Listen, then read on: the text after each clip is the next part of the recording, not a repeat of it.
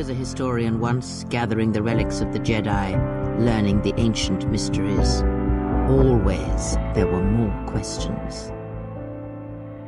Revan had a mother and father, parents, ancestors, like all Jedi do. But where he was born, where he came from, I do not know, any more than I know where he walks now. Some said that Revan was born in the outer regions, beyond the Rim, and that's what called to him during the Mandalorian Wars. And after, it was the call of home. And when he awakened to his potential, I was there to see it. At one time, Revan was my Padawan, in times past, long ago. But Revan, when he had learned all he could, had other masters, that fool Jar and other Jedi on other planets. He learned from each, but in the end, he turned back to me.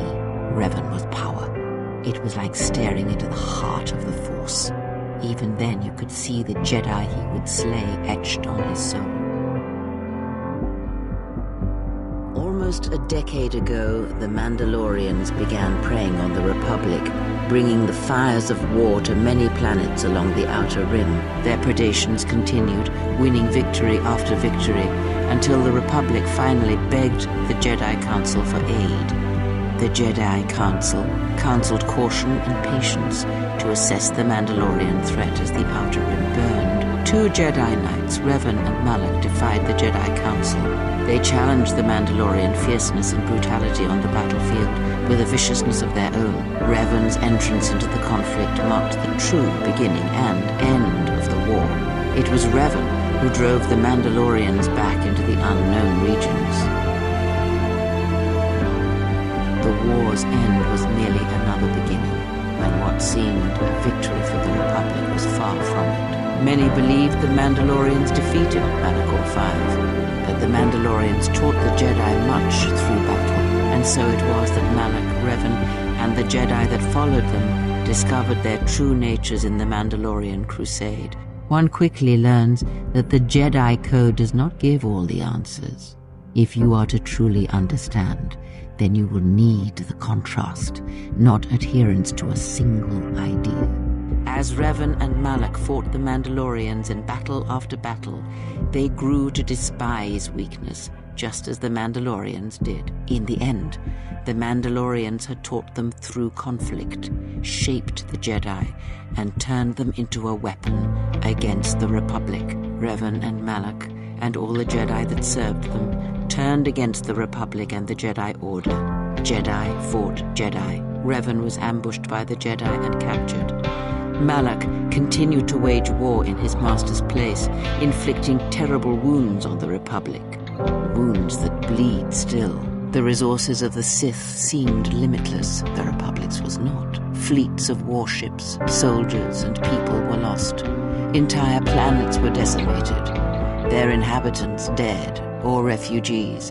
It is a great burden for any civilization to bear. As all Sith do, without a strong enemy, the Sith turned on each other. Revan escaped the Jedi and returned to finish Malak, and that was the end of the Jedi Civil War. The Jedi Civil War destroyed the Jedi. By the war's end, barely 100 Jedi remained. Many fell in battle, and many more were seduced by Revan's teachings. Many Jedi blamed the teachings of the Jedi Masters for Revan's fall. And the civil war that followed, these Jedi turned from the Jedi Order and set out to find their own truth. No one knows where these lost Jedi travel now. After defeating Malak, Revan left the Republic, and there are none who know where he has gone. It is sometimes difficult to find the truth in the Jedi Civil War. Was it the Republic that defeated Malak, or was it Revan? If it was Revan, then the Republic was never truly tested. A culture's teachings, and most importantly the nature of its people, achieve definition in conflict. They find themselves or find themselves lacking. Too long did the Republic remain unchallenged. It is a stagnant beast that labors for breath and has for centuries. The Jedi Civil War left wounds that have yet to heal. We shall see if the Republic has the strength to survive. You see, the true war, has never been one waged by droids or warships or soldiers. They are but crude matter, obstacles against which we test ourselves. The true war is waged in the hearts of all living things, against our own natures, light or dark.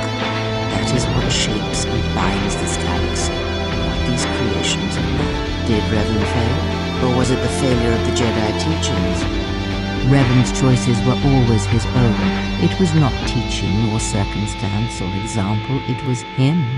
And there is something that the Council may never understand, that perhaps Revan never fell. The difference between a fall and a sacrifice is sometimes difficult, but I feel that Revan understood that difference more than anyone knew. The galaxy would have fallen if Revan had not gone to war. Perhaps he became the Dark Lord out of necessity, to prevent a greater evil. I do not believe the Jedi Council changed Revan as they claimed. They merely stripped away the surface and allowed the true self to emerge again, someone who was willing to wage war to save others. But that is my belief, since I knew Revan from long ago, as a master knows their apprentice. I'm not doing this for the Republic. I'm not doing it for you. I'm doing it for our child. We have to risk our chance at happiness so they can have a life we might never know.